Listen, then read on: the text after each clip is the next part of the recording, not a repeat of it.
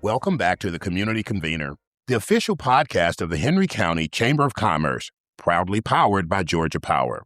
Now, if you're expecting to hear Joe's voice right about now, surprise. I'm Leonard Robinson, Director of the Membership for the Chamber of Commerce.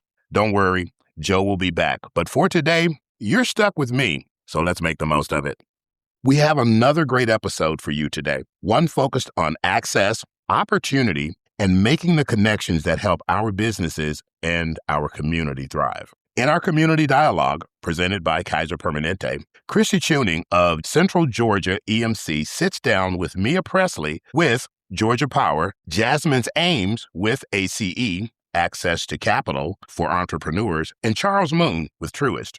In recognition of National Black Business Month, their conversation explores capital access, taking a closer look at some of the barriers minority entrepreneurs face when they're seeking capital, the resources available to help overcome those challenges, and how stronger connections between businesses and financial resources can create new opportunities for growth. Then in our connecting point, Barbara Ingram reflects on that conversation and challenges us to think. In tourism trends, Laura Luker is talking ways to experience Henry County like a visitor and discover a few gems right here in our own backyard. And finally, we'll catch up on some of the latest news and happenings from our chamber members before taking a look at the upcoming events on the chamber calendar. We have a lot to cover, so grab a coffee and let's dive in. Hello, and welcome to Community Dialogue, presented by the Henry County Chamber of Commerce and proudly sponsored by Kaiser Permanente. I'm Christy Chewning.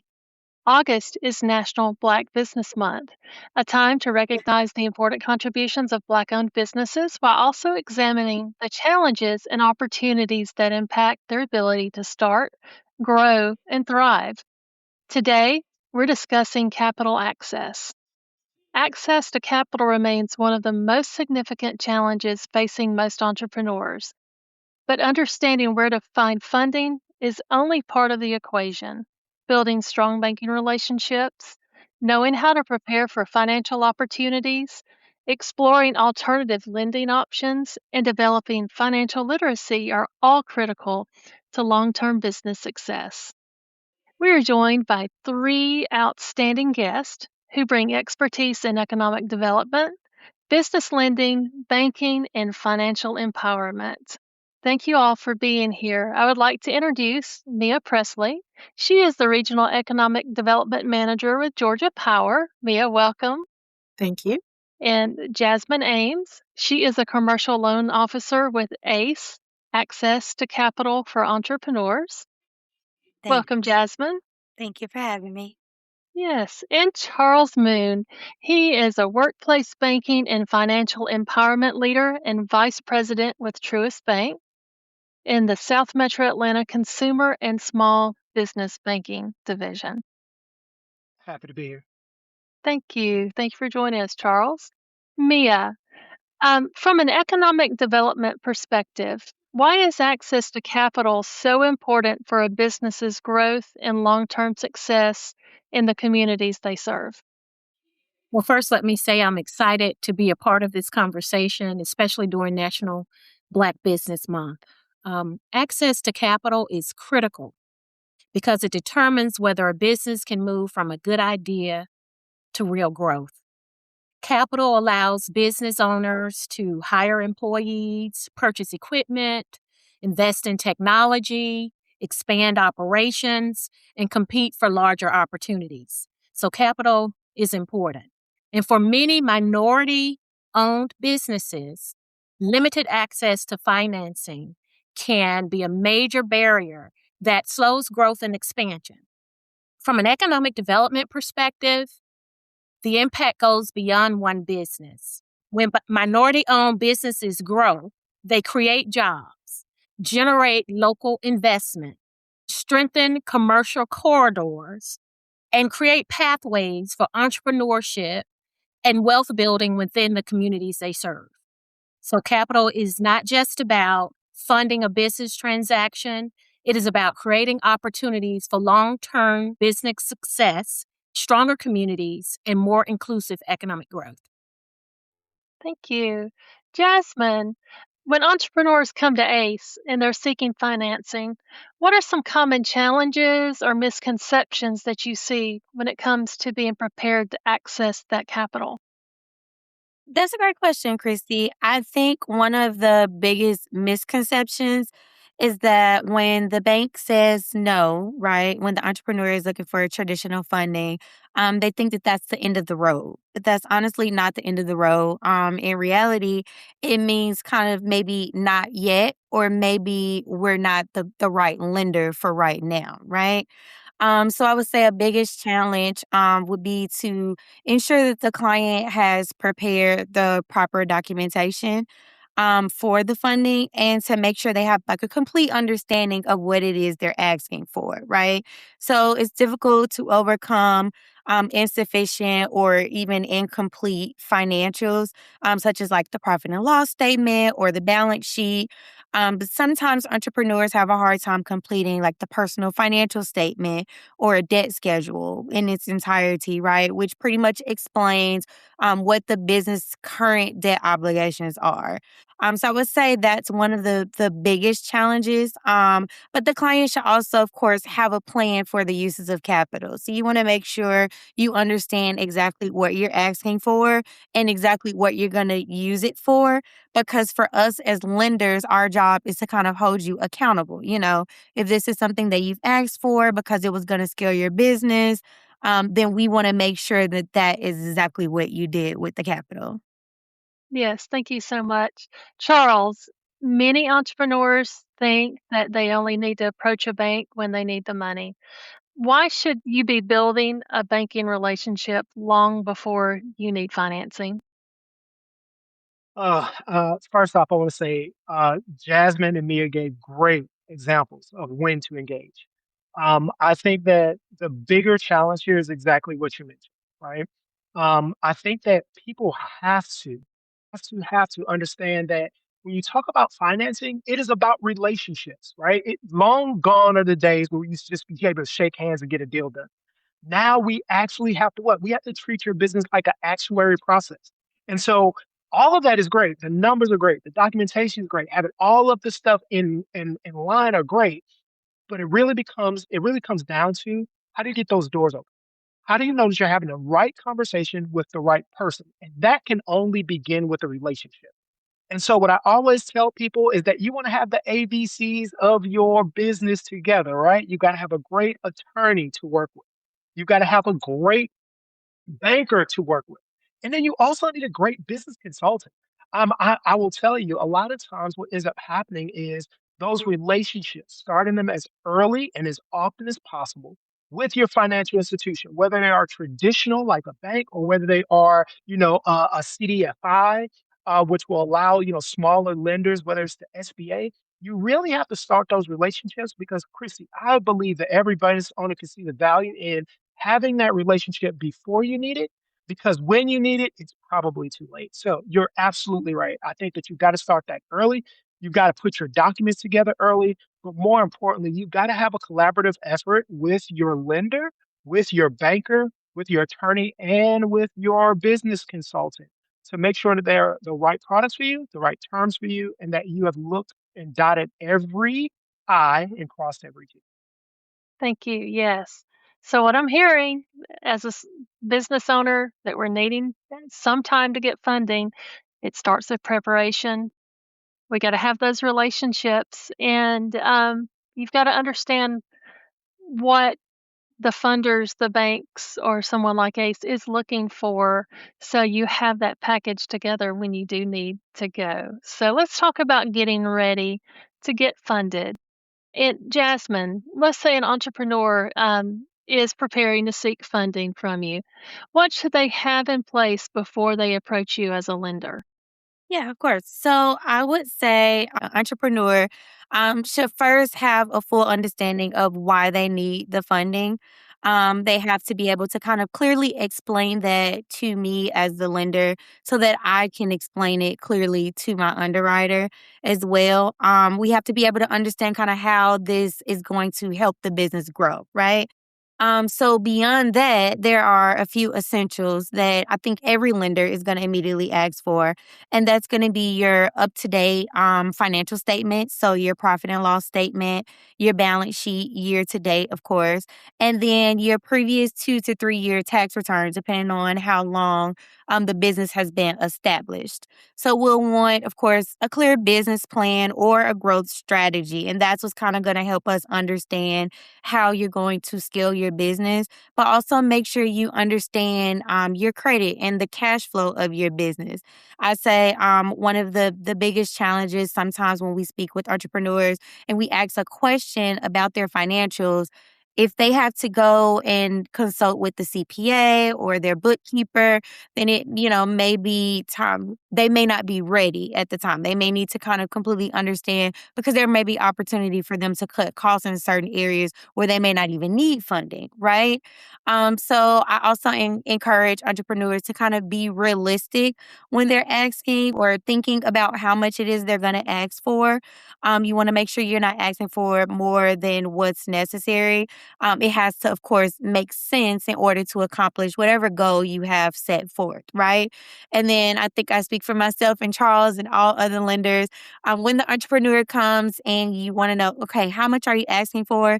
And their response is whatever I can get approved for. That's kind of an immediate halt, right? So we have to be able to understand what is this going to do to make your business better? And if you're asking for any amount, then you don't have a clear picture of what your goals are in order to move forward. And it's easy to kind of lose sight once you have those funds. And now you've lost your ability to pay those funds back, right? And so I will also, to piggyback off of Charles, before you are ready, make sure you're establishing those relationships. Make sure you're having those conversations with your banker. And so your banker already has that relationship. You already have an understanding of your financials. So when it comes time to take on additional capital, you kind of already have a game plan to move forward. Thank you. Charles, what practices and financial habits should a business owner have now to become a candidate for traditional bank financing? Well, Christy, first of all, I think that's a great question. When you start thinking about what things they need to have in order, a lot of those are going to come down to the statements that they have, right? When you start talking about being able to to create that picture that Jasmine was talking about, a lot of that comes from the financials. And so there are basically five very specific documents that, whether you're a traditional lender or you're a non-traditional lender, this is what everybody's going to look at. They're going to look at a profit and loss statement. They will look at your business balance sheet. They also will look at your cash flow statement because they want to know, even though there may not be a lot of revenue that comes from it, does the business generate a lot of cash flow or cycle a lot of cash, which could affect the terms and conditions of lending. They also going to look at your business and your personal returns. Again, business and personal. And one of the reasons why they look at both sides of the relationships is because business owners have to play that duopoly of the role, right? Yes, I am a business owner, but I also have to take care of my personal finances. And there is a balance that has to exist there in order to make you a credible lender. You cannot destroy your personal credit and then expect to rebuild under the business. One of the other things is business bank statements. Too often than not, I run into business owners who don't keep those clean records because there are transactions that come from all over the place that may or may not be associated with the business. Not a really big problem if you're just out there trying to close out your book for the month. It is a big problem when you're out there trying to gain access to a line of credit or a new equipment loan. They're going to want explanation for some of those ancillary things. So if we're looking for the five big documents that people need, profit and loss statement, balance sheet, cash flow statement, business and personal tax returns, and then also your bank statements. The only thing that I would add to that is very similar to what Jasmine said, and that is what we call a borrower's profile. Now, institutions may call that something a little bit different, but what the borrower's profile forces you to do, it forces you to look at your legal structure, your ownership structure. It forces you to say, you know what, here's when we started, here's where we want to go. This is what we have or do not have in order to get us there. So it is almost like a game plan for how you want to actually use the funds that you're going to get as loan proceeds. Because now there's a clear cut path. Well, you can imagine if I've gotten those five things and now had a conversation with the business owner and I've got that borrower's profile, how easy is it then for me to explain the actual loan document to an underwriter, someone who's making that decision? It makes all the difference in the world. And my business owner doesn't even have to be in the room because I, as an advocate for them, have an opportunity to truly explain the ins and outs of their business and where they plan on taking that business over the next 2 to 5 years. That makes a really big difference. And I think Jasmine can agree to this. This makes everybody's job a lot easier. It's less frustrating for the banker. It's less frustrating for the underwriter. It is definitely less frustrating for our business owner. I think those are the top things that you need. Thank you. Mia, in your job as an economic developer, what are some resources or partnerships that you think that an entrepreneur might be overlooking as they're preparing to grow? Christy, well, I think that entrepreneurs focus first on lending or the funding source. And of course, that is understandable. But back to what Charles said, relationships, relationships, relationships. But there are so many other partners who can help them become more prepared before they ever apply for funding for any capital. Chambers of commerce, you have your local economic development organizations, technical assistance, providers like UGA, Small Business Development Center, the SBDC, can help entrepreneurs strengthen their business plans, financial priorities and projections and growth strategies. Mentorship networks like SCORE can link business owners with experienced mentors who are and have walked the same path. Business associations and the community partners play a vital role in this. The partners can help business owners sharpen their business plan, understand their market, identify gaps, and make strategic connections. One thing I appreciate about Georgia Power's economic development team is that we look at small business and entrepreneurship as a part of a broader community ecosystem, like or through our CREATE programming, for example, cultivating resilient entrepreneurs and transforming economies. That program focuses on helping community leaders strengthen local entrepreneurship and small business support systems, identify assets and gaps, and connect with statewide partners and resources. That said, the same thing applies to individual entrepreneurs. They need to know their gaps, build their network, connect to the resources that can help them grow. So I encourage entrepreneurs to work and look around their full ecosystem and not assume that they have to navigate growth alone. Great answer. That really a lot of insight in that. Thank you, Mia. Let's talk about Jasmine. So not everybody is a fit for the traditional bank financing, and there's alternative lending opportunities that are available. So how does your organization or organizations like ACE help bridge those capital gaps? Yeah, that's actually a really good question. And I'll back up a little just to explain that ACE is a CDFI, which is a community development financial institution. So what we do is we focus on those that don't necessarily qualify for traditional banking, but you have to understand banks are not our competition, right? So we're partners. So Charles and I may work together on a deal to get a loan across the board for an entrepreneur, right? So there's a variety of different financing options that ACE would offer. But of course, first you need to understand what challenges you have that would necessarily disqualify you for traditional banking, right? So because it looks different for everyone. So was it, the credit requirement? Was it the income requirement? Do you have higher debt than the banks would necessarily require? Or maybe there's a collateral shortfall. Maybe you don't have any collateral, right? So what we offer is just kind of a range of products and different services. We have a lot of different partners, but one main product, I would say we have the SBA Community Advantage, which has great terms and it kind of helps for those who have a collateral shortfall, right? So we have micro loans, and then we have other partners where we may partner with them on the capital stack. So there may be 2 or 3, depending on the amount of the loan, there may be 4 different lenders for that one loan, right? So at ACE, we're going to look beyond the credit score. We're going to take the time. We want to, of course, understand the business. That's why that business plan is very important.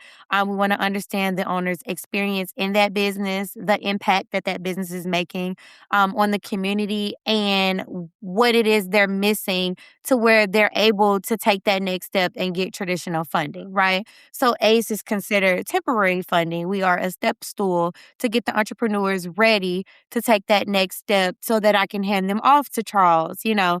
Um, so an amazing service we offer is, of course, technical assistance for all entrepreneurs. So whether that looks like business planning or that looks like financial coaching, or just connecting the entrepreneurs with resources and different partners that can help strengthen the business.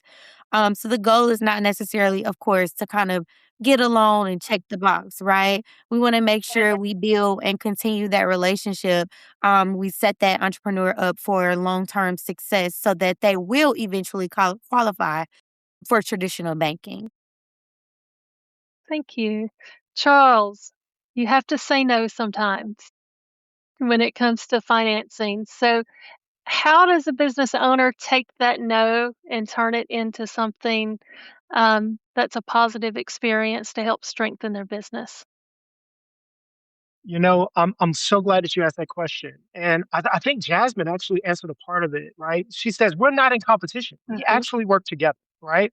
And Mia kind of alluded to this because just like we are asking business owners or instructing business owners to tap into their business ecosystem, guess what? This is ours, right? We work with economic development. We work with our CDFI partners because you would like to think that it's a one-way door. Jasmine just say any deal that I'm going to graduate them up to a traditional bank.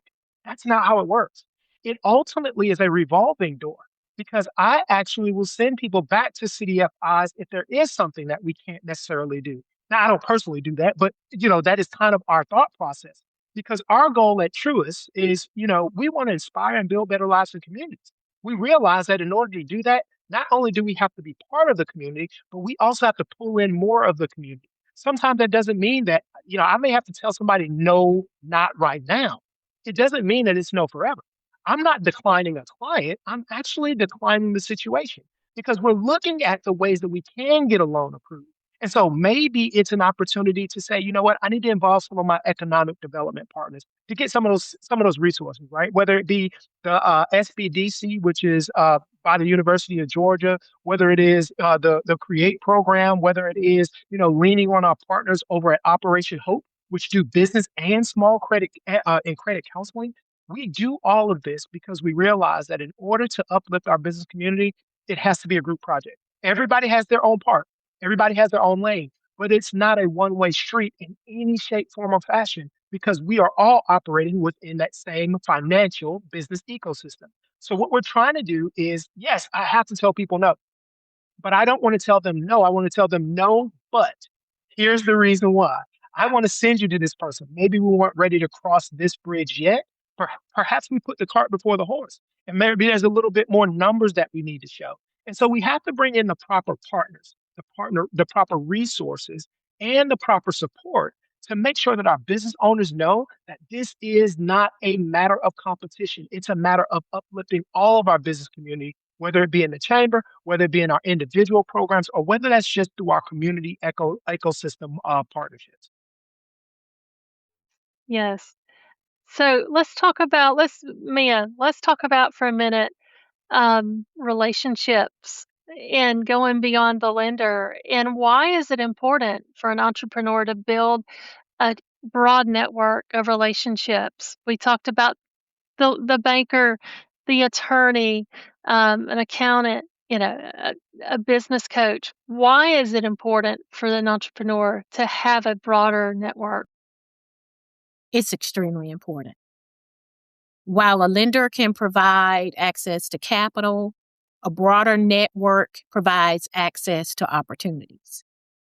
Entrepreneurs who build strong relationships within the business ecosystem are more likely to learn about supplier opportunities, procurement contracts, industry trends, and resources that can help them grow. From an economic development perspective, I'd say relationships with, again, like I said, with the chambers and their local economic development organizations, business leaders, and community partners can open doors to valuable information, strategic connections, and new markets. Often, the right introduction can help a business identify an opportunity, navigate a challenge, so that you don't have to go through something because you're working with someone who can share with you what they went through. Connect with the customer or supplier that accelerates growth.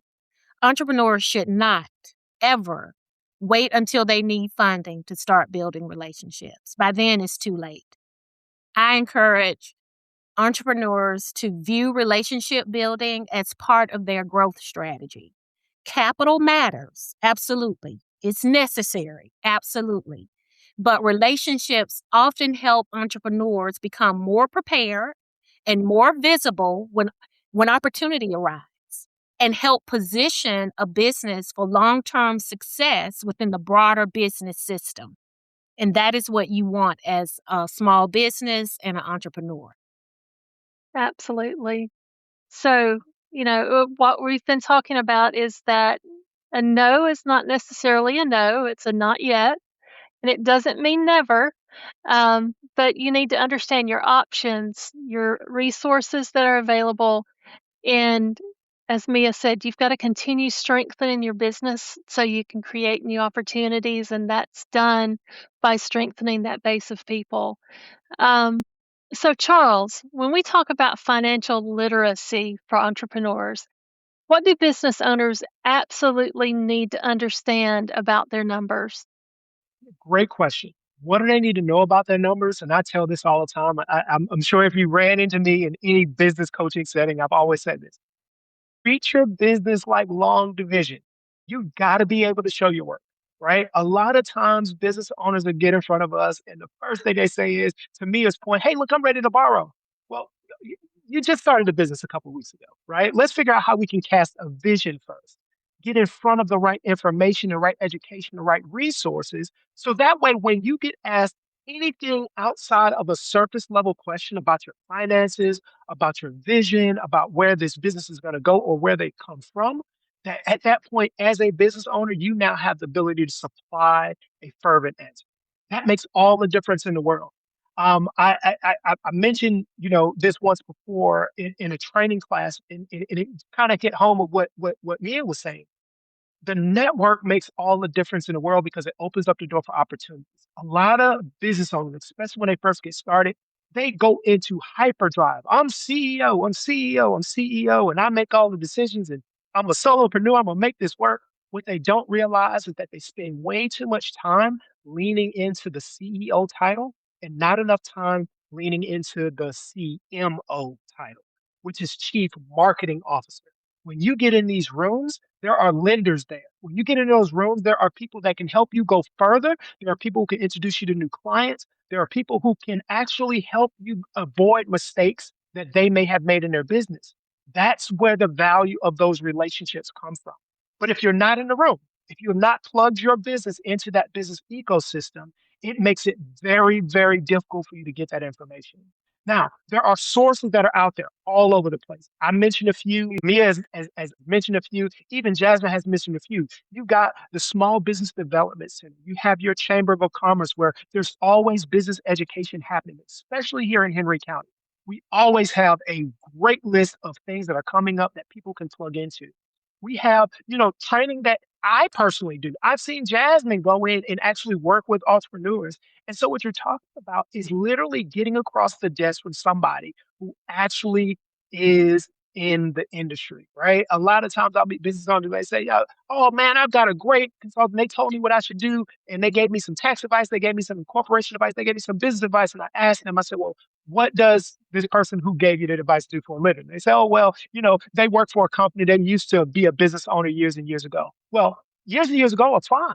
But we all know business changes on a dime in this day and age. And so a lot of times you have to realize that if I'm not plugged into a network, I never know where that change happens. And so resource wise, you've got to make sure that you're just connected. Collaboration is a new form of currency. And so a lot of times what people don't realize is that being in partnership, being in association with someone may help you win the contract. It may get you in a room where there's an RFP, right? Request for a proposal that's out there that now, because you've shown your work, you're connected to the right people, you've had the right resources. Now all of a sudden you're in position to bid for that contract. That makes a really big difference as opposed to reading about it on the back end and saying, I was too small to get in on that. Your partners will open up the doors for you to plug into a network and plug into an ecosystem that allows you to do very, very well if you're willing to participate in collaboration. Absolutely. Jasmine, building off of what Charles just said, let's talk about or hear from you on how we can more effectively use the capital once we receive it, that we're doing all these things that we're talking about. So, what's something else that we can do to use that capital more effectively? Yeah, and I think Charles kind of answered that as well, but financial literacy is just kind of very, very important, right? So us as lenders, we're looking for the business owners that understand their numbers. As Charles said, their cash flow, profit margin. So we're not just looking at, the revenue. We're looking at their net profit. We're looking at how you were able to actively use those funds, how you're able to utilize those expenses and what do you have left over, right? Because ultimately, that's going to let us know how you're going to be able to repay that debt, right? So when an entrepreneur can confidently explain those things, it gives us the confidence and the ability to kind of manage and, sell the deal when it gets to underwriting and when it gets to the final decision maker, right? So once you receive those funds, this is where the financial literacy is even more important because it's going to help the entrepreneurs spend their money with a purpose, and that purpose that is intended for, right? So that's that accountability piece. And then we're able to kind of monitor the return on that investment and avoid like pitfalls. So sometimes you get thrown curveballs because of course life happens, right? We just want to make sure the entrepreneurs are active in obtaining that financial literacy because it'll kind of help you be able to navigate through those twists and turns of life and still properly utilize those funds as well as like avoiding commingling personal expenses and different things like that, right? So at ACE, of course, we believe that the education and capital goes hand in hand. So we're not just offering entrepreneurs the capital, we're going to partner you with a business advisor that's going to help you become, more equipped with knowledge and resources that you need to make that financing work, right? So as Charles said, the loan opens the door, but the financial literacy is what's going to help build confidence and ensure that you're able to kind of sustain that growth in your business. Okay. So, Mia, you have an entrepreneur that comes to you. They have a really strong vision for growth, but they're intimidated by the financial side of running a business. So, what would you say to that person? I would say take a deep breath and I would tell them you are not alone. And feeling intimidated does not mean you are not capable. So that's very important to convey. Many business owners are excellent at their product, excellent at what they do, their craft, their service. But the financial side can feel a bit overwhelming at first. And that's logical. The good news is that financial knowledge can be learned over time. You've just got to be willing to do all the things that have been discussed here today. Make sure you're showing up in the room, that you're connecting and partnering and doing what you need to do for practical application in learning more about how to make your business grow and be successful. My advice would be to ask questions early, seek out trusted advisors, and take advantage of those available resources mentioned earlier, such as lenders, small business development centers, SCORE mentors, accountants, attorneys, and business support organizations. Start by understanding the basics, all of the things that both Jasmine and Charles have spoke about, your cash flow, your expenses, your financial goals, and build your knowledge step by step. Rome wasn't built in a day. And your business is not going to be built in a day. And you need to understand that. You do not have to know everything at once. But you do need to be willing to learn and surround yourself with people who can help you. You know, I think it's very important to remember that the most successful entrepreneurs are not necessarily the ones who know everything. They are the ones who are willing to learn, seek guidance, and use the resources around them. Growth becomes less intimidating when you are prepared, informed, and connected to the right support. That's a great summary. I'm going to just ask this one question in one sentence from all three of you, and we'll start with Jasmine. Give me one action that an entrepreneur can take this week to become better positioned for future growth. I would say one action would be to begin building those relationships. One of the best things you can do this week is to schedule a meeting with the lender, maybe at your current bank or a different lender that you've been looking at or thinking about and maybe referred to. Go ahead and start having those conversations now so that you can build those relationships for when it's time in the future. Charles, same question. I've got to tell them to do one action this week. Outside of what Jasmine just recommended, I would tell them to spend time on their why, right? A lot of times people tend to stray away from their purpose and why they got into a business. Well, a lot of business owners don't realize that your purpose is what keeps you grounded. Your purpose makes you stay up late, get up early. If you're an entrepreneur and you're on that grind, guess what? The money that you're going to make is not going to wake you up every morning, right? But the purpose behind building that business for whatever it is, to create a legacy, to pass on, to take care of your parents, to earn a living, to reduce your debt, to build a legacy, regardless of what that is. I tell people all the time, if the why is big enough, the how doesn't matter. That's what's going to wake you up early. That's what's going to keep you up late. That's what's going to keep you engaged to go and find those partners that can take you to the next level. And so that's why I would tell business owners to focus in on. Thank you so much. Mia. This week, identify one gap in your business and connect with a resource, an advisor, or organization that can help you address it. Let's think about one practical step, whether that is financial records or marketing or operations, supplier readiness, access to customers, whatever that thing is. The thing is to take one practical step. Growth becomes more achievable when you know where you need support and you're willing to connect with the people who can help you. And you've got to do the work. You've got to show up early and you've got to sometimes stay late. But you have to be present. Thank you so much. I want to thank all of you for sharing your expertise and practical guidance with us today. Access to capital is about more than finding the money.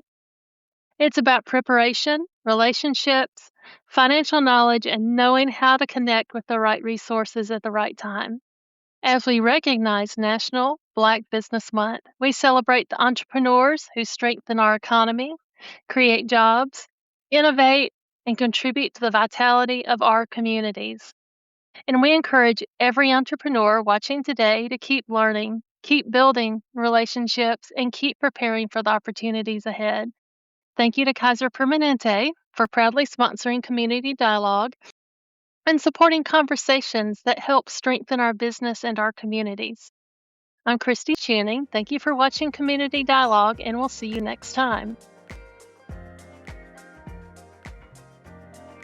This week's Elite Member Highlight is Central Georgia EMC. On April 10, 1937, a petition for chartering the Central Georgia Electric Membership Corporation was filed, and on July 11th of 1937, the organization officially came into being. Central Georgia EMC delivering safe and reliable electric service requires careful planning, coordination, and consistent maintenance. Central Georgia EMC is dedicated to providing reliable energy while reducing our carbon footprint. As part of this commitment, Central Georgia EMC partners with Green Power EMC to offer renewable energy options that help members make a positive environmental impact. Thank you, Central Georgia EMC, for your support of the Henry County Chamber of Commerce and for our Small Business Resource Center. If there's one message to take away from today's conversation, it's this. Don't wait until you need capital to get ready for capital. Funding readiness is something you build over time. It's knowing your numbers, keeping good financial records, understanding your cash flow and credit, building relationships with financial professionals before you need to ask for a loan, and knowing that traditional bank financing isn't the only path available to you. And if the answer to a funding request is not yet, don't stop there. Ask why. Find out what needs to change. Use the resources and expertise available to you. Strengthen your financial position and keep moving forward. Because sometimes the difference between a no today and a yes tomorrow is simply knowing what to work on next. And that brings us to your Connecting Point Challenge. Take a look at your business this week and ask yourself one question. If an opportunity to grow showed up tomorrow, would I be financially ready to take advantage of it? If you're not sure, identify one step you can take now. Schedule a conversation with your banker. Review your financials. Check your business credit. Explore alternative lending resources or connect with a trusted business advisor. You don't have to do everything at once, but you do need to start before the opportunity arrives. That's your connecting point. We all know that a thriving business community depends on strong civic foundations, but cutting through the national noise and understanding how things actually work here in Georgia, from the Gold Dome to our own county commission, can be a challenge. That's why you need to listen to the Citizens Playbook, hosted by Henry County Chamber CEO Joseph Henning and State Court Judge Stephen Knights Jr. This 18-part audio series is a user manual for our democracy. It moves beyond abstract civics to make a meaningful impact right here in Henry County. You can find the Citizens Playbook wherever you get your podcasts. Get in the game. The Citizens Playbook is the guide you've been waiting for. And we're back with another Tourism Trends conversation with Laura Luker, Director of Tourism. Laura, welcome. Hi, thank you for having me. Absolutely. I think this month for August and that, I think we were talking staycations. And so when someone hears that word staycation, I think they might misunderstand it to be like stay home. But there's so much more that they can do in Henry County. What makes Henry County a great place to escape without actually traveling too far? I mean, I think that the size of Henry County can be overwhelming for people sometimes who are visiting, or even as a local, you may tend to just stay in your triangle. You go to the places that you go. And so there's so many things that people who've lived here maybe their entire life just don't know about. And so we have more than 30 hotels that, have pools and free breakfast. So if you just want maybe a chance to relax and have the kids swim and, have somebody else cook breakfast for you, you could do that. But also we have places like Stockbridge Lakes Bed and Breakfast, which is a great place for couples to go, and you can have a full day experience there and never have to leave. Yeah, I think you're right. I think a lot of times we fall into that comfort zone, and there is so much to do around here. And I think we're blessed with that. As we approach Labor Day and the unofficial end of summer, no more white belts, white shoes. What are some of the best ways for families to squeeze in one last summer adventure in Henry County? Well, things that are going to, actually come to an end on Labor Day will be all of our water activity. So I would highly encourage anybody who hasn't had a chance to go to the new Henry County Aquatic Center, particularly the Kinsley Grace Water Park. That particular part of the new aquatic center will close on Labor Day. So check out the water park, but also we have 3 splash pads in Henry. We have McBrayer Park, Village Park, and Avalon Park. And so if you're wanting just some, fun, cheap activity for kids, take them there. Let them enjoy the splash pads. There's just a lot of low cost and I low like investment that. ideas. Yeah. Tell me, for those that are listening and might not know the difference, what can you give us a quick explanation on the difference between the Kensley Grace Water Park and then the splash pads? Absolutely. So the water park is full of slides and a lazy river, and it has some of those water splash pad features with the big bucket that fills and dumps water, and the mushrooms or the pipes that spray water that you'll also find at many of the splash pads. But it also has the pools and the big water slides and the lazy river. So Okay. Thank you. For someone who wants to spend this staycation outdoors, what are some recommendations you have for a relaxing day in nature or something a little more adventurous?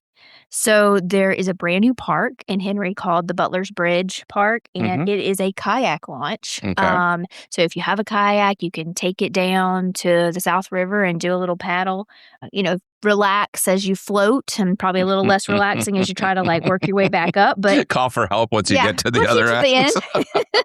But it's a beautiful area, and so a chance to enjoy that. And that is only a couple of months old, so be some of the first people to do it. And then if you maybe want to stay on ground but near, you could do some fishing at Panola Mountain or at Nash Farm, and those are open to anybody who has a Georgia fishing license.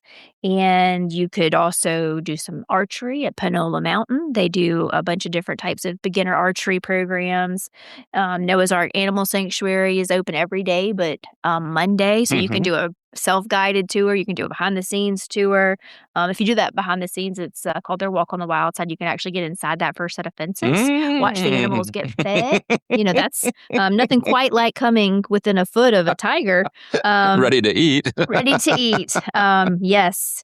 But they also have a track tour at the Speedway. So if you go to Echo Park, you can book a track tour, and that'll let you hike up their 28-degree banks. Yeah. Get a good sense of that, as well as take some laps around the track. So there's a lot of options. Wow. Yeah. No, I think that is an understatement. It's a good thing that we took this staycation break for a conversation, because I think there are so many things that our listeners and even I sometimes forget that we're so blessed with here in Henry County, and the opportunities that are there.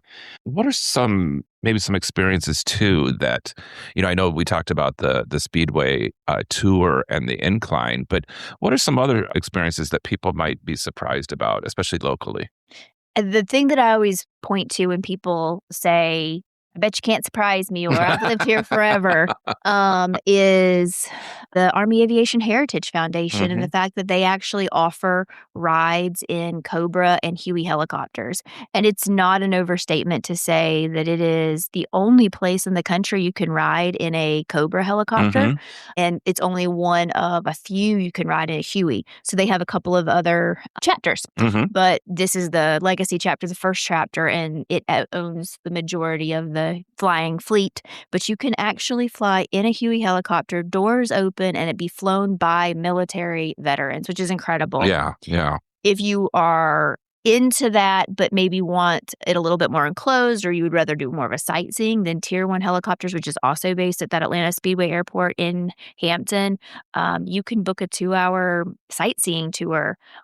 They're primarily a pilot training school, but they offer these scheduled or booked by appointment opportunities to see film site or take a sunset, tour over the Atlanta skyline. All sorts of really cool things. I think that's pretty cool too. That the Atlanta Motor Speedway Airports, we've watched it go through some changes in the past several years with some SPLOST funding and creating more of a top level airport. But what I think people forget about is that we have this amenity, this Army Aviation Heritage Foundation is right there too. Yeah, it's right there. And the new FBO that they built a couple of years ago is gorgeous. And you can see it if you go to Army Aviation. And they've done a lot of other really good improvements out there that have opened up what can be. Absolutely. Absolutely. There's so much promise to it. So I'm going to put you on the spot here. I'm not going to ask you any math. I promise that. But I am going to ask you to give us some directions out to the Speedway Airport, because I think it's tucked away, out of the way in that. And I think some people might not even know it's there. Just an overview of how to get out there. So if you know where the chamber offices are located, that might be a good place to start. If you're heading towards the city of Hampton, you're on Highway 20, you just stay on Highway 20 until it dead ends. There's the new Target distribution facility right there at the intersection with 20 and Lower Woolsey. You make a right onto Lower Woolsey, and you would just kind of follow that around the Speedway. And then once you get past the Speedway itself, there's going to be a right-hand turn onto Speedway Boulevard. And you make that right. There's going to be a pond. You'll see, it's just kind of, you can see, you'll see some of the facilities that the Speedway uses for maintenance. And then if you pass the entrance to where you would see the pit area for the Speedway, the infield, then just past that, on the left, you'll see the big sign that says Atlanta Speedway Airport. You would turn into that. The FBO will be there. If it's a weekday visit, you can talk to the desk or buzz in and tell them you're there to see Army Aviation, and they'll let you in. Or if you're coming for a ride day on a Saturday, then they have someone stationed there at the gate to buzz you in, to bring you in. So it is an airport, so it is secure. So it's not like you just drive in, but if you know where to go and who to ask, then you can get there. Wonderful. Thank you. Thank you. We couldn't really talk about a staycation if we didn't talk about good food. So let's talk a little bit about sweet treats, farm fresh flavors, other culinary stops that we have here in Henry County. And I think that I might be a little biased because I am a coffee fanatic, but I, as people said, I'm actually more a fan of sugar and sweetness. But we have some really incredible coffee shops, Drip Through Coffee, Lazy Llama, The Awakened Drip, SDKs. You can just caffeinate yourself for the rest of your staycation here. And then Southern Fusion Dining in Locust Grove with their colossal cinnamon roll. I don't even like cinnamon rolls, and I dream about those. They have this legendary shrimp and grits. They're pepper jack grits, Crumbles in Locust Grove. Nicole, who owns Crumbles, is a multi-time television baking show champion. That's just kind of an incredible thing. We have a really vibrant barbecue scene here. Yes, we do. You have It's Ite, Barbecue, Sweet Auburn, Disruption, Barbecue, Shorties. That's just a few of them. And you can really just go through and try all the different barbecues, see what is your favorite. We have a really vibrant food truck scene as well. There's a new organization called the Rolling Bites Alliance that is doing an event with Parks and Rec at local parks called Variety Food Truck Frenzies. And so they're at a different park once a month. You can really taste different foods if you want to just, have one place. It's just so many great things. And then I'd be remiss if I didn't say, go and get the best strawberry shortcake and strawberry homemade ice cream at Southern Belle Farm, because that is some homegrown, farm fresh food if you've ever had it. Absolutely. Hey, I appreciate you mentioning the food truck frenzy.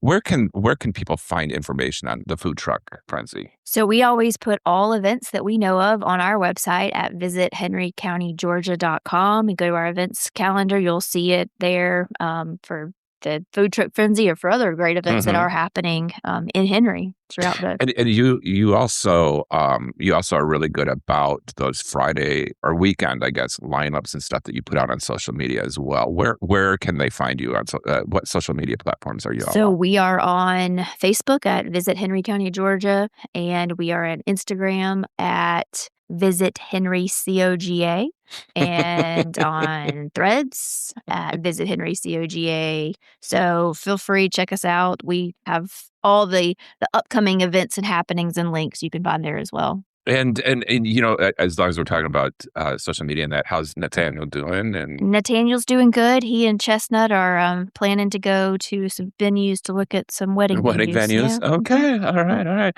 Hey, a couple quick things happening between now and Labor Day. Let's talk about concerts and festivals and things like that, sporting events. So big things being Stockbridge is kind of finishing up before they get into their fall season with their amphitheater shows at ViStar Amphitheater. We've got Chris Tucker and Friends later this month, and then right at the end of the month we got Bobby Brown and Silk. Southern Soul with King George and TK Soul and some more are all kind of rounding out that Labor Day weekend crowd. So you've got some big concerts coming up. Probably the weather will be a little bit cooler than maybe it is during that summertime. You got your fairs and festivals that will be coming. They'll be a little later in the fall typically, but we have the Kiwanis Fair and the Georgia State Fair that will be rolling in late September. We got Taste of Henry happening in September. So we're rolling into fall. So for somebody saying there's nothing to do in Henry, what's your response? Like there's all kinds of staycation ideas, and again, I remind everybody about the guided explorations that you all have on your website, from pizza to brews to egg rolls. Why would you think that people have this feeling that there's nothing to do? I think it comes back to familiarity breeding contempt. Okay. Yeah, I mean, I really do. I think that we get used to what we know, and if you're not constantly in it like we are, then you may not know that things have changed or been added. And so I'd just get out and see and try and listen to recommendations from people. That's why we exist. That's right. I think that's right. And let me also ask you, because I think it's been a while since we talked about this, but for those pet parents that are looking for a staycation, what are some of the things that pet parents and pet families can be doing around Henry County? Well, there's a lot of trails that you can take in Henry that are pet friendly, as long as they're on leash. 15th Street has an entire menu dedicated to the dogs. So you can take your dog, order them a meal as well as yourself, and sit on their patio. And they're not alone. There are other places that are pet friendly. They just have a dog menu, which just kind of sets them apart. And you kind of would be surprised just at the places. Panola Mountain has tons of walking trails, nature trails, Reeves Creek Trail, just beautiful trails. We got Cubahatcha. I think they now are open sometimes on the weekends, which they haven't been. So that's really exciting. It's between 3 of our reservoirs. So it's gorgeous. Yeah. Just really great places to get out, get exercise for you, get exercises for your pet as well. All right. So I'm going to put you on the spot here. And let's say I've got one day to plan the perfect staycation from breakfast to dinner. What's your recommendation? Oh, that is like picking my favorite child. It's impossible, but I'd say if I'm coming down, like I'm coming to the office, then I would maybe get some coffee first thing, one of those coffee shops that we mentioned. I drip through on my way in, that little 135 square foot drive through, just jump right through that line. Then I'm going to get some red velvet chicken and waffles from Southern Fusion. They only have them on specialty occasions, but in this fantasy, right, because it's our staycation day. Right, it's our day. And then if you know me, I'm a huge animal fan, so I'm going to do a Noah's Ark Walk on the Wild Side tour, watch the animals get their morning crunchies, watch a bear peel a orange with its fingernails. If you've never seen that, that's it's incredible. Wow. Yeah. I mean, those bear noses, they're functional. Do maybe some shopping at Tanger, and then pickle pizza. If you've never tried it, don't knock it, but 15th Street has incredible pickle pizza, so I'm going to get some lunch there. And then I'm going to get some pound cake from Southern Belle. I'm going to do a little hiking. If Panola Mountain has their Sunset Mountain hike, we're going to do that. But if not, we'll just do some hiking around. And then we're going to stay at Stockbridge Lake's Bed and Breakfast, and we're going to have dinner by the lake. Nice. if there's anything that we haven't covered, is there any one item, any one opportunity or experience that locals tend to overlook, but you think that definitely they need to put it on their bucket list? I mean, again, biased. I think that everything should be on people's bucket list, but I'd say that there's probably something maybe we've talked about that is news to somebody or to everybody. So I'd really just encourage people to go to visit henrycountygeorgia.com and look through the site, pick one thing that they have not either no restaurant they've not eaten at or a place they've not visited, and try it and see. Good. All right. Thank you. Wrapping up, I know it's only August, but you all are already starting the 2028 Visitors Guide. 2027. 27. I'm sorry. 27. Don't take man. a year away from that'd me. be scary. It would be so scary. Yeah, I don't know where 27 It does went. feel like that, though. Yeah. What are you looking for 27 in the guide? I know you always have such wonderful visitor guides that go out for several years now. So what's 27 looking like? Well, one thing that we're really excited about with 27 is the opening of Henry County's first winery. So we're really excited about featuring and showcasing this new winery. We didn't even talk about that in this, but that's going to be something that people will be able to enjoy before the end of the year. We have a big, I don't know if anybody knows that the Legends of the LPGA is coming back to Eagles Landing. That's a huge deal for Henry County because, I mean, it is a legitimate LPGA event. And so those are just really, exciting things. So we're going to be doing some more on those particular places in the guide, as well as, again, talking about that coffee culture. We got some really great coffee culture. So you're going to be able to explore some more of that in the guide and just hopefully other things that maybe people haven't had a chance to learn about. Wonderful. Thank you. Laura, thank you for your time. Thank you for you and your team and the amazing work that you do at Visit Henry County, Georgia. It's always so much fun talking to you. And that, next month, what are we going to talk about next month? We are going to talk about Henry County on the map and its cultural influences. All right. Okay. That's exciting. I look forward to that. Cliffhanger. Tune in, everybody. Laura, thank you again. I appreciate it. And we'll be right back after this message. No matter the size of your business, success in Henry County is built on the connections we make. But finding the right talent, partners, and resources, that takes time. Time you'd rather spend growing your business. That's why your Henry County Chamber is thrilled to introduce henryhub.work. Our brand new digital ecosystem built entirely for our local workforce and business community. We've brought together 3 powerful tools to help you succeed. First, the Gig Connector, connecting local businesses directly with regional freelancers and contractors for project-based work. Next, the Core Collective, a peer-to-peer mastermind space where owners solve real-world challenges together. And finally, the Skills Showcase, your hub for actionable, member-led tactical workshops. Whether you are a solopreneur looking to scale or a major employer recruiting close to home, henryhub.work is designed for you, and we're here to help you get started. Contact the Chamber for more details. Claim your space today at henryhub.work. That's henryhub.work. Let's grow together. Now it's time for our Member Minute. First, congratulations to Joanne Higdon of Henry County CASA, who's been nominated for the 2026 Karen N. Sibley CASA Volunteer of the Year Award. Presented by Georgia CASA, this award recognizes outstanding CASA volunteers whose dedication, compassion, and advocacy create meaningful change for children experiencing foster care. Joanne is among advocates from across the state who will be recognized during Georgia CASA's annual Awards of Excellence on August 22nd. Congratulations, Joanne, and thank you for your continued service to the children and families in our community.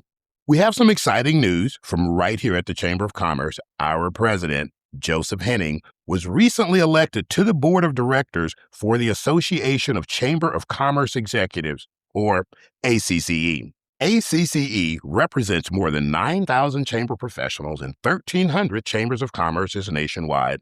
This gives him the opportunity to represent the Chamber of Commerce and Henry County at a national level while learning alongside chamber leaders from across the country. Congratulations, Joe, on a national leadership opportunity and for representing the Henry County business community on an even larger stage. Coming up on September 11th, a friend's house invites the community to a taste of Henry at the Southern Belle Farm. From 5 p.m. to 8 p.m., guests can sample everything from upscale fare to Southern favorites from restaurants throughout the area, all while supporting a friend's house and its work serving children and youth in crisis. Then this October, LPGA returns to the Eagles Landing Country Club for a special tournament, also benefiting a friend's house. From October 6th through the 9th, the event will bring Hall of Famers, major champions, and other LPGA legends to Henry County for championship golf, a pro-am tournament, youth clinics, and community activities, all in support of an important local cause. The Henry County Water Authority is also inviting the community behind the scenes at the Tussahaw Water Treatment Plant on Thursday, August the 20th from 6 to 8 p.m. This public information meeting and tour will give residents a closer look at how our water systems work, including treatment processes, water quality testing and safety standards, infrastructure, boil water advisories, and the authority's long-range plans for future system improvements. And finally, join us for the upcoming ribbon cuttings, Thursday, August 20th at 10 a.m., Advanced Auto Parts. Thursday, August 20th at 11 a.m., Virtuous Women Life Academy. Thursday, August 27th at 11 a.m., the Job Center Staffing. Thursday, September the 10th at 11 a.m., Day Party Studio. Thursday, September 17th at 11 a.m., the Dutch Oven Caribbean Kitchen Incorporated. Be sure to check out the member news section of our website for details and even more updates from across our chamber community. Next up, let's take a look at what's coming down the pipeline on the chamber calendar. Tuesday, August the 18th at 11 a.m. is our member onboarding experience at the chamber. New members are invited to meet the chamber team, learn more about your member benefits, discover ways to get involved, and find out how to make the most of your chamber membership. Thursday, August the 20th at 9 a.m., our Discover Flex informational breakfast. Join us as we kick off Year 2 of the Georgia Flex program in Henry County and learn how this student entrepreneurship program is helping high school students turn their ideas into real businesses. We'll also share how schools, businesses, mentors, and community partners can get involved in this year's competition. Tuesday, August 25th at 9 a.m. is the third session of Building Economic Bridges, presented in partnership with the United Way of Greater Atlanta. This month, we're tackling childcare, exploring the challenges facing families and employers and the opportunities for public-private partnerships to support childcare access and our region's continued economic growth. Then Thursday, August the 27th at 5:30 p.m., it's time for Business After Hours at the Canopy at Westridge. Join us for an evening of great food, conversation, and the connections while experiencing the hospitality the Canopy has become known for. And chamber members, don't forget, our chamber jackpot has grown to $300, and you must be present to win. Looking ahead to September, we'll have a full morning of programming planned on Thursday, September the 3rd. We'll start at 8 a.m. with our Women's Empower Her Coffee Hour. Women leading forward, building influence, resilience, and impact. Our conversation of the new series will focus on documenting your journey and learning how to confidently communicate your accomplishments, strengthen your personal brand, and make your impact visible. Then at 9:30 a.m., stick around for our new Bridge Skills session, Marketing That Works, telling your story at any budget. Presented in partnership with Better Business Bureau, this hands-on workshop will explore practical, affordable ways to market your business, tell your story, and create content that connects you with customers. Tuesday, September 8th at 8 a.m. in our next Skills Showcase, Retirement isn't about saving money, it's about creating income. Tracy Craddock, founder of CEO of TEA Financially, will break down retirement planning into practical strategies for turning the money you've accumulated into dependable retirement income.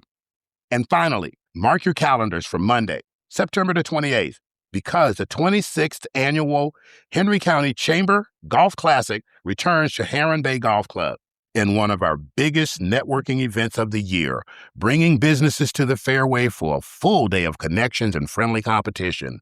Teams and sponsorship opportunities are now available. There's a lot happening at the Chamber, so visit henrycounty.com to learn more and reserve your spot for an upcoming event.